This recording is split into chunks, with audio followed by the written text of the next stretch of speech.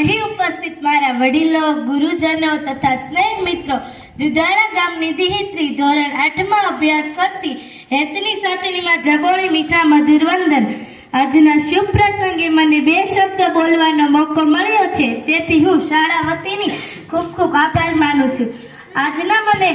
આજની હું તમને મારી કાલી ગયેલી ભાષામાં બાપ દીકરીના સંબંધો વિશે કહીશ, જે આપ લોક શાંતિથી સાંભળજો એવી હું આશા રાખું છું.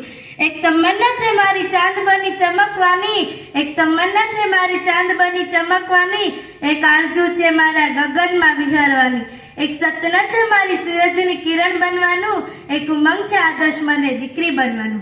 દીકરી નાની હોય કે મોટી હોય, કેજીમાં ભણતી હોય કે કોલેજમાં, કન્યા હોય કે કુંવારી, પરંતુ મિત્રો દીકરી તો સદા દીકરી જ રહે છે. નાનપણમાં પિતા સામે ચપ બોલતી હોય છે, માતાનું માન ના રાખતી હોય છે, ભાઈને ભાળીઓ ના મૂકતી હોય છે અને બહેન સાથે ભાતોભાત કરાવતી હોય છે અને શેરીમાં તો તેમના ચીપલા ઉડાડી નાખતી હોય છે. જ્યારે દીકરી મોટી થાય છે ત્યારે ગંભીરતા ધારણ કરી લે છે, ત્યારે તેમને વિચાર થાય છે કે મારે આ વાલનો દરિયો છોડીને પારકાને પોતાના કરવાના છે.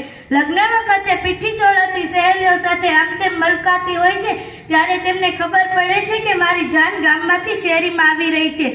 ત્યારે તેમને વિચાર થાય છે કે મારે આ વાહનનો દરિયો છોડી દેવાનો છે અને પિયરના તમામ હૃદયના ખૂણે ધરબી દે છે. ગામવાળા કે પિયરવાળા પૂછે છે, વહુ કરિયારમાં શું લાવ્યા? તેમની લાગણીનો કોઈ સમાવેશ કરતું જ નથી. હકીકતમાં સાસરી આવેલ દીકરી બાપના ઘરેથી શું લાવી હોય તેના કરતા તો બધું મૂકીને આવી છે.